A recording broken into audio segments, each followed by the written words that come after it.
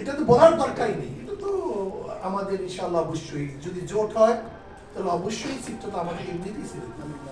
১৫০ আসন চেয়েছেন প্রশ্নে ইসলামী আন্দোলন বাংলাদেশের নায়েবে আমির মুফতি সৈয়দ মোহাম্মদ ফয়জুল কবির বলেছেন, এটি শোনা কথা, যে যেখানে বিজয়ী হওয়ার সম্ভাবনা বেশি তাকে সেখানেই দেব। পিরোজপুর সাইদির আসন ছেড়ে দেব, যেখানে জামায়াত শক্তিশালী সেখানে আমরা ছেড়ে দেব।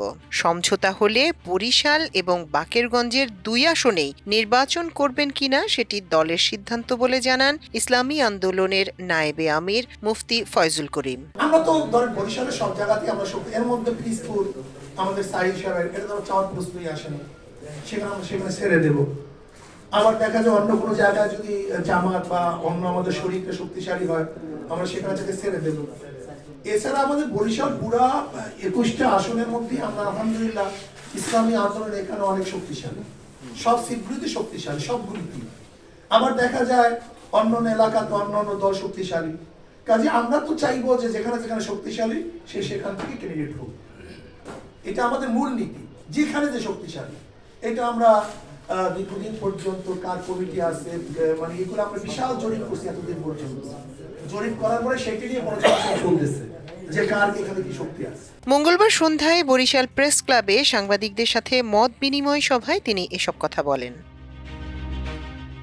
আসন সমঝোতার প্রশ্নে তিনি আরও বলেন, এটি প্রায় চূড়ান্ত, ২-১ দিনে ঘোষণা হবে। আমি একটি দলের আমির, বরিশালের সিট কার তা বলার দরকার পড়ে না।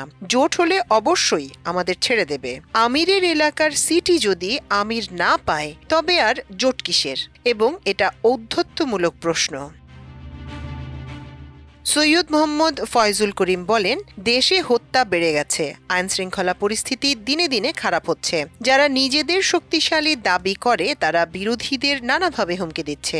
আগামী নির্বাচনে অন্তর্বর্তী সরকার নিরপেক্ষতা বজায় রাখতে পারে কিনা তা নিয়ে সন্দেহ পোষণ করছি। সিইসিকে উদ্দেশ্য করে তিনি বলেন, বিগত সিইসির পরিণতি কি হয়েছে তা আপনারা জানেন। তারা যেন ভবিষ্যতে মবের আওতাধীন না হয় সে বিষয়ে সতর্ক থাকতে হবে।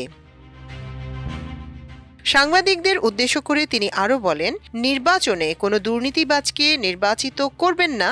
দেশ ধ্বংসের দ্বারপ্রান্তে, দেশকে রক্ষা করতে হবে।